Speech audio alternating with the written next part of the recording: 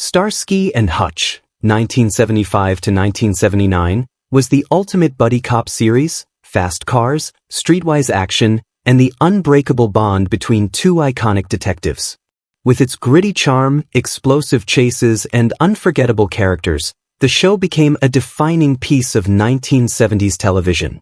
But behind the scenes of this crime-fighting classic lies a more somber reality.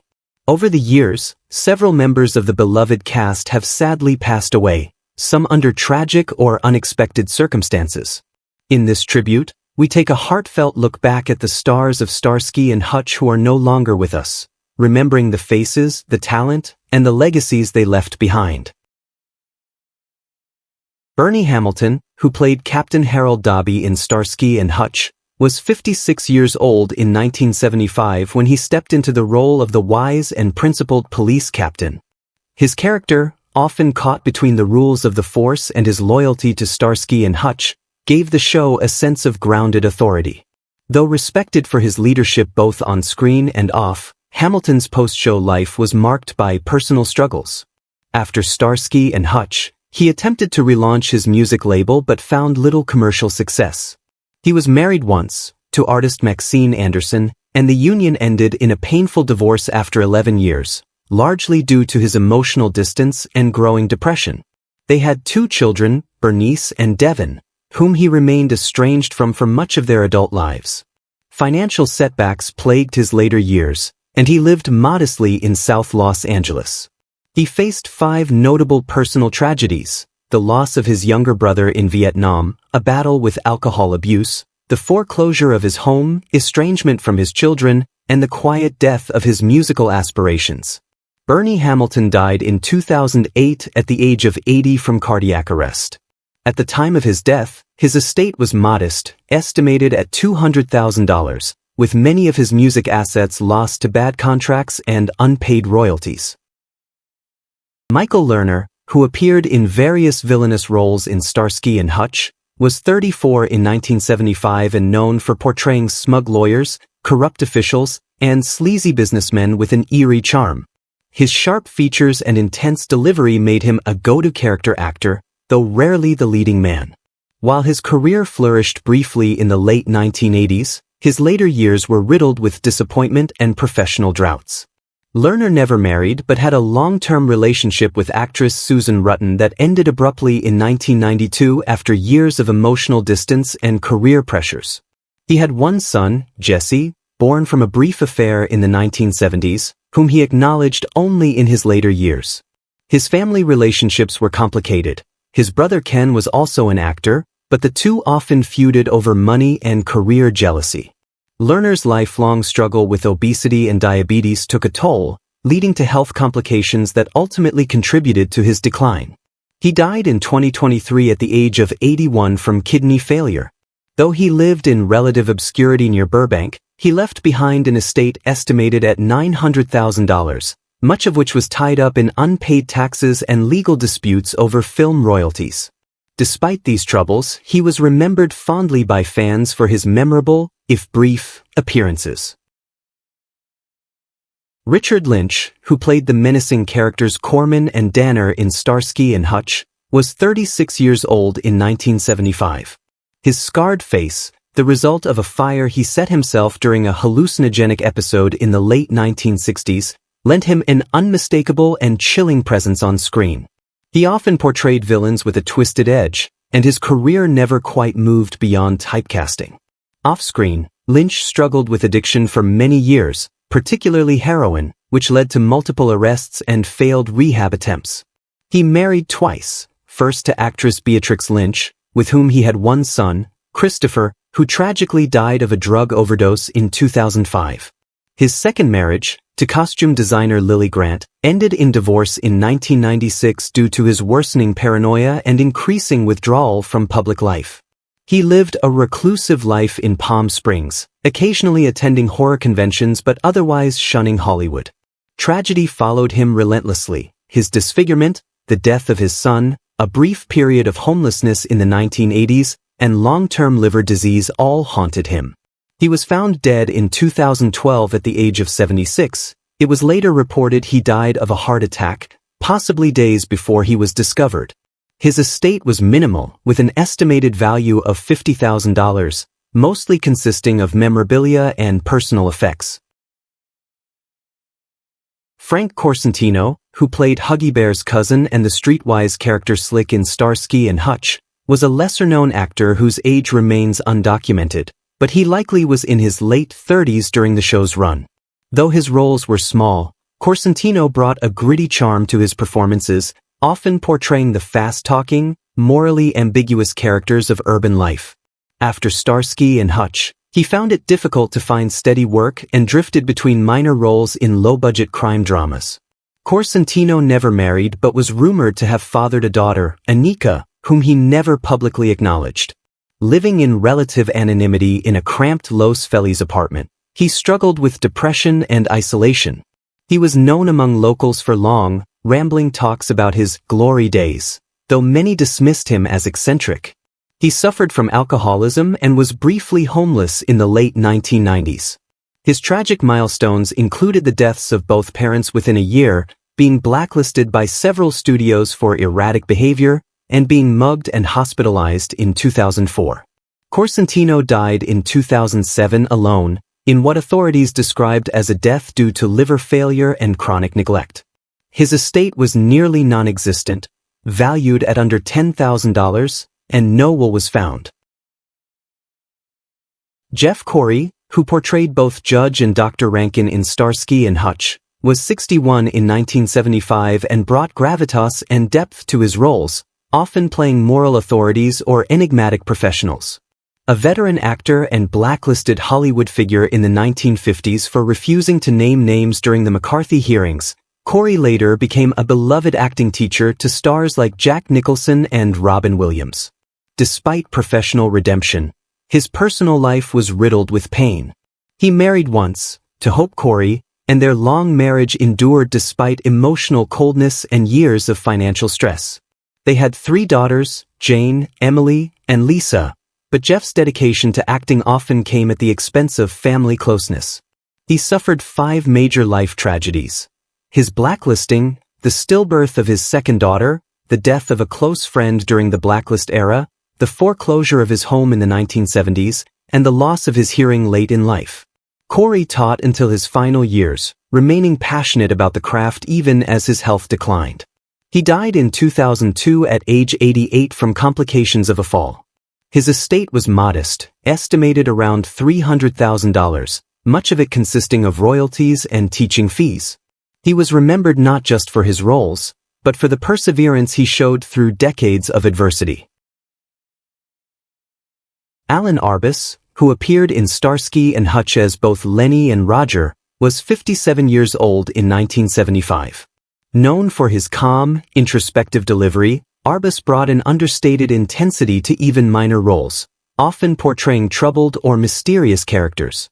While he had earlier success as a photographer and later as Dr. Sidney Friedman on MASH*, his career declined after the late 1970s, with roles becoming fewer and less prominent. His personal life was deeply affected by his separation from famed photographer Diane Arbus, whom he married in 1941. They had 2 daughters, Dune and Amy, but their marriage dissolved in 1969. Diane's tragic suicide in 1971 haunted Alan for the rest of his life. He later remarried but remained emotionally distant, never fully recovering from Diane's death. He struggled with guilt, survivor's regret, and a sense of professional inadequacy. Despite his intellectual depth, Arbus often lived modestly, avoiding the limelight and declining interviews. He died in 2013 at the age of 95 from congestive heart failure. At the time of his passing, his estate was valued at approximately $600,000, most of which went to his daughters. Though never a household name, Arbus left behind a legacy of complex, layered performances and a personal history marked by silent grief and artistic introspection. Michael Conrad, who portrayed Charlie in Starsky and Hutch, was 50 years old in 1975. A gruff, no-nonsense character, Charlie often acted as the grizzled, wise authority figure, resonating deeply with audiences. Conrad found major fame later in Hill Street Blues, but the path there was riddled with personal tragedy. Married briefly to actress Barbara Stewart, their relationship ended in a bitter divorce in the early 70s, fueled by infidelity and alcoholism. They had no children. Conrad later fell into a long-term but tumultuous relationship with a younger woman, which was marred by his heavy drinking and depression. Diagnosed with urethral cancer in the early 1980s, he kept his illness private while continuing to work. The actor frequently expressed regret about missed family opportunities and often spoke of an emotional vacancy in his later years. His brother died by suicide, adding to his personal pain. Known for his dedication to acting as a form of therapy, Conrad passed away in 1983 at the age of 58. Despite his TV success, he died with relatively modest means. His estate was estimated at $850,000.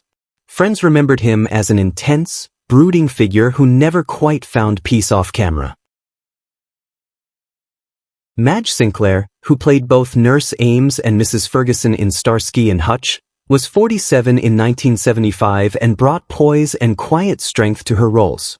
Often cast as nurturing or resilient women, she struggled with being typecast in supporting roles despite her immense talent. After achieving recognition in Roots and later Coming to America, Sinclair hoped for meatier parts that never came. Her marriage to actor Dean Compton ended in 1977 after years of emotional distance and infidelity. They had 2 sons, Gary and Wayne, but her demanding schedule and cross-country relocations strained their relationships. She was devastated when Gary died in a car crash in 1987, a loss from which she never recovered. Diagnosed with leukemia in the early 1990s, she continued acting while undergoing treatment. Sinclair endured severe depression, financial strain from hospital bills, and feelings of professional invisibility. She died in 1995 at age 57. Despite decades in film and television, she had only modest savings at her death, with an estimated estate of $400,000. She remains a poignant symbol of the systemic limitations faced by Black actresses in Hollywood, remembered for her elegance, humility, and perseverance in the face of persistent setbacks. Nehemiah Persoff, who played both Leon and Stoner in Starsky and Hutch, was 56 in 1975 and known for his ability to portray villains with unsettling charisma. A prolific character actor, Persoff appeared in over 200 films and TV shows, but fame never came with fortune. His family life was modest and long-lasting. He married Thea Persoff in 1951 and had 4 children, Jeffrey, Perry, Dahlia, and Lillian. Despite staying married for over 6 decades, he struggled with emotional detachment and frequently isolated himself for long periods, even from family. Haunted by survivor's guilt after fleeing Nazi-occupied Europe, Persoff battled lifelong anxiety and health issues, including a near-fatal stroke in the 1990s. After retiring, he found solace in painting, yet even that was shadowed by his regret over a career spent mostly in obscurity. Although he lived a long life, dying in 2022 at the age of 102, his final years were marked by increasing dementia and financial worry. His estate was modest, estimated at $500,000, and largely consisted of personal art and memorabilia. A man of rare discipline and integrity, Persoff was admired by peers but often felt unseen by the public, a brilliant actor whose contributions never quite received their due. Edward Binns, who played the stern yet level-headed captain in Starsky and Hutch in 1976, was 63 at the time and brought an air of authority tempered with quiet empathy to the role. Known for his work in classics like 12 Angry Men, Binns was a reliable presence in American cinema but often overshadowed by flashier stars. He married journalist Elizabeth Franz in the early 1950s, and they had 1 daughter, Emily. The marriage, though initially loving, suffered under the weight of Binns's chronic workaholism and infidelity. They separated quietly in the late 1970s, though they never officially divorced. Binns battled depression in his later years and grew increasingly reclusive after retiring from acting. He was deeply affected by the early death of a close friend and co-star, which led him into a brief period of heavy drinking. Although he received steady work, he never earned leading man pay, and his final years were financially strained. He died in 1990 at age 74 from a heart attack. His estate was estimated at $300,000, much of it in film residuals and a modest New York apartment. Despite his low profile, Binns was respected in the industry for his unwavering professionalism and depth of character on screen. John Quaid, who played Tank and Roper in Starsky and Hutch, was 44 years old in 1975 when he brought his distinctive rough-edged demeanor to the screen. Known for his menacing presence and gravelly voice, Quaid made a memorable impression in his supporting roles, often portraying blue-collar antagonists with unexpected depth. Off-screen, Quaid's life was far more troubled. Though he was married to Gwen Saunders and had 6 children, including sons John William Jr. and Luke, his home life was marred by long periods of absence, alcohol abuse, and eventual estrangement from some of his children. After Starsky and Hutch, Quaid found it increasingly difficult to land meaningful roles, relegated mostly to forgettable appearances in low-budget films. He struggled with chronic health issues, including diabetes and heart disease, and spent his final years in near seclusion. A devout libertarian and outspoken critic of government control, Quaid grew increasingly paranoid in his later years. Despite these challenges, he was remembered fondly by fans. He passed away in 2009 at age 71 from natural causes related to heart failure. His estate was modest, valued at approximately $300,000, much of which was tied up in property. At the time of his death, he was living quietly in California, largely forgotten by Hollywood. William Boyett, who portrayed various officers in Starsky and Hutch, was 49 in 1976, known for his no-nonsense demeanor and commanding screen presence. A dependable character actor, Boyett frequently appeared in police dramas, yet his career rarely rose above supporting roles. His personal life was quiet yet tinged with sadness. He married Joan Reynolds in the early 1950s, and they had one son, Thomas. Although he remained married until his death, the couple reportedly led increasingly separate lives as Boyett focused on work to avoid confronting emotional distance at home. After the late 70s, acting offers dwindled, leading to long periods of unemployment and bouts of depression. He was deeply affected by the loss of several close friends and castmates, and after suffering a stroke in the 1990s, his health and spirit declined. Financially, he lived frugally. His estate was estimated at $200,000 upon his death. Boyett passed away in 2004 at the age of 77 from pneumonia, compounded by kidney failure. He spent his last years in a care facility, where he was often visited only by his son. Despite a career that never quite soared, he remains a beloved figure to genre enthusiasts. Vic Tayback, who appeared as Fat Raleigh and Big John in Starsky and Hutch, was 46 in 1976, bringing a brash, larger-than-life energy to his roles. Best known as Mel from Alice, Tayback delivered gritty, humorous performances that made him a favorite among audiences. However, his off-screen life was far less joyful.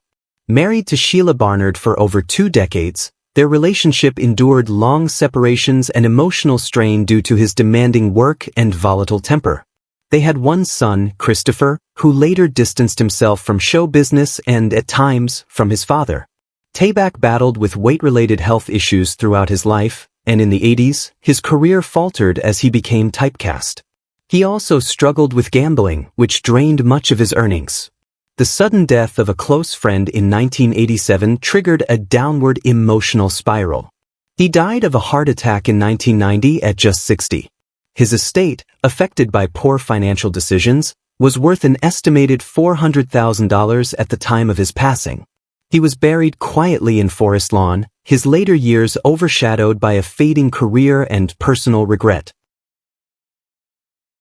William Traylor, who appeared as Mr. Coyle and Marvin on Starsky and Hutch, was 47 in 1975 and brought a sharp, sardonic charm to his minor but memorable roles. A skilled stage actor before transitioning to television, Traylor often lamented being underutilized in Hollywood.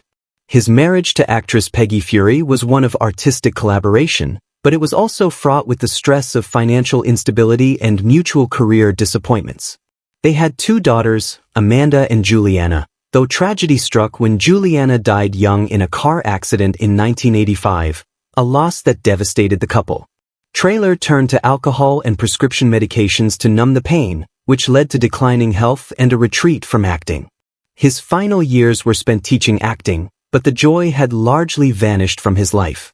He died in 1989 at age 61 from a heart attack, exacerbated by years of substance abuse. His estate was modest, valued around $150,000, and most of it went to medical debt and modest inheritances for his surviving daughter. Despite his brief roles, his students remember him as a passionate, wounded artist who never truly recovered from the heartbreak that shaped his later years. Which character from Starsky and Hutch holds a special place in your heart? How does it make you feel knowing that some of the beloved cast members are no longer with us? We'd love to hear your thoughts. Feel free to share them in the comments below. If you've been enjoying this content, please like the video, subscribe to the channel, and hit the notification bell so you never miss an update. Thank you for watching.